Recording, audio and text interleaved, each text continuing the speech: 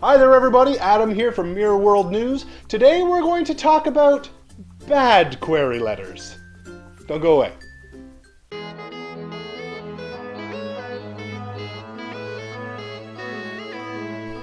So I am here with Justine, Dowsett, and we are going to talk about bad query letters.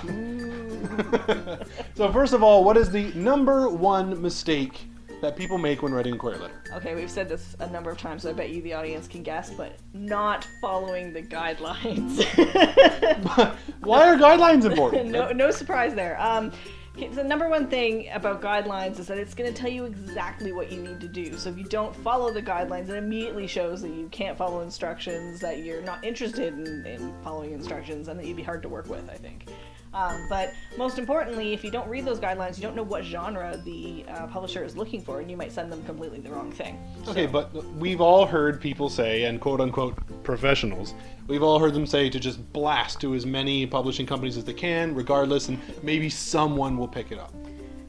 Okay, well, that's fair, but a lot of publishing companies don't like when you do that because if you get picked up by one publishing house and then you're wasting that other publishing house's time. Also, you're going to probably be sending, a form letter at that point? You're going to blast out the same letter everyone else. You're not personalizing it. You're not customizing it to each publisher's guidelines, so you're not reading the guidelines. There's so many things that are wrong with that statement. I don't even know where to start. So your best thing to do is check their guidelines, see if that publisher accepts simultaneous submissions, which is what it's called when you submit to multiple publishers at the same time. Some publishers are okay with it, and that way you know you can send to this publisher and another publisher at the same time and just wait for the response. Or if they say they don't accept that, then you have to send one at a time and kind of wait for them to get back to you.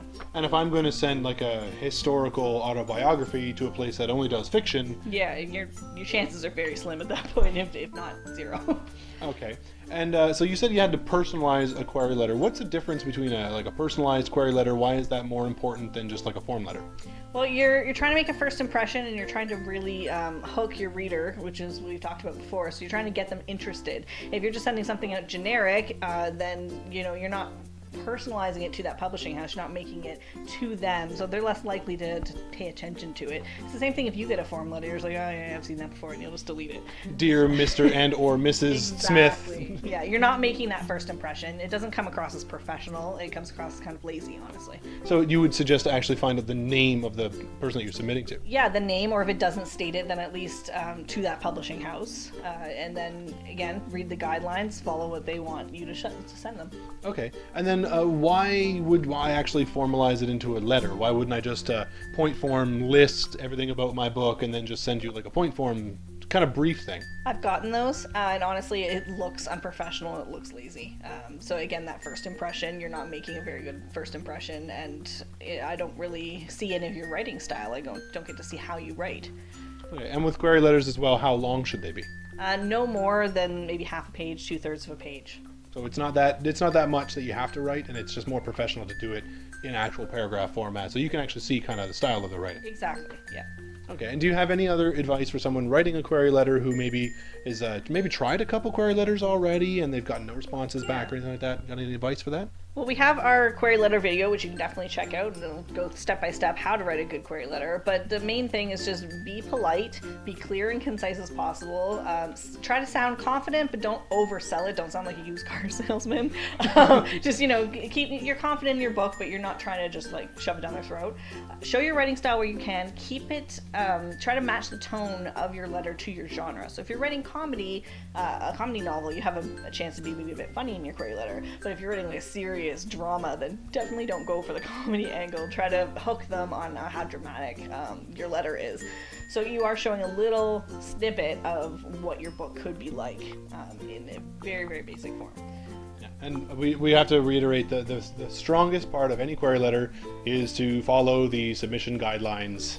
And every publisher has guidelines that they list for the submissions. No publisher just lists, send us a manuscript. Right. Like, And if they do, then send them the manuscript. True. Yeah. If you find someone that does that, then do that. But yeah. Otherwise, follow the guidelines. Yeah. Even short stories, articles, anything you're submitting is going to tell you what they want to find, what they want to see. So just send them what they want, Right. and then personalize it within that allotment.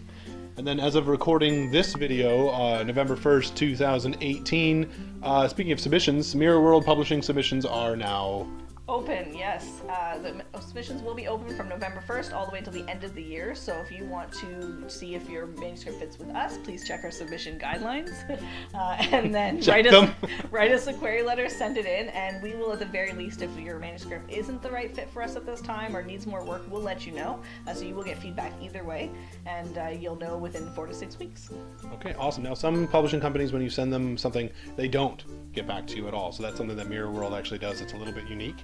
So definitely, if you have a manuscript, now you're just doing manuscripts. I know you read the submission guidelines, but roughly what are they looking for right we now? publish escapism fiction for all ages, so it doesn't matter if it's a kid's book, if it's young adult or adult, anything. And as long as it's escapist, and it could be fantasy, science fiction, historical fiction, romance, adventure. So there's a big list of genres. We also have a list of genres that we absolutely will not look at. So definitely look at our submission guidelines for that, and check us out. Awesome. Well, thank you very much, Justine, for coming and letting us know what is a bad query letter. So, again, their submissions are open right now for Mirror World. This has been Adam from Mirror World News, sitting with Justine Dowsett, publisher with Mirror World. Thank you very much for your time. Thank you.